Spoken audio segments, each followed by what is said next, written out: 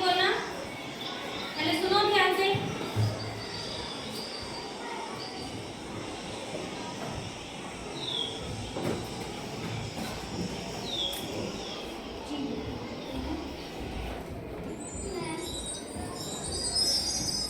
बाहर से सुनो, ठीक है? भी एक ही बार आवाज आती है ना, तेज आवाज।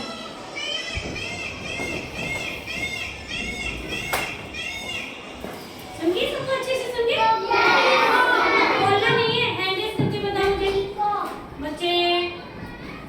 अब आपसे सुनूंगी नहीं मैं। हाँ जी, लास्ट सेकंड। हाँ जी, किस बर्ड की साउंड थी ये? पीकॉक सभी ने देखा हुआ है? पीकॉक तो हमारा नेशनल बर्ड भी है ना?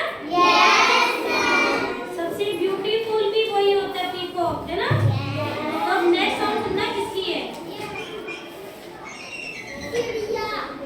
बोलना नहीं है ऐसे, पहले अच्छे से सुन लो।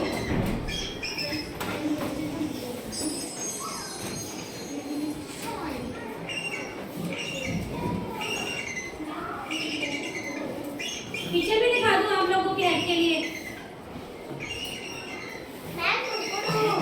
थोड़ी सी डिफिकल्ट हो सकती है ना, इसलिए इसकी पिक्चर भी दिखा दूं।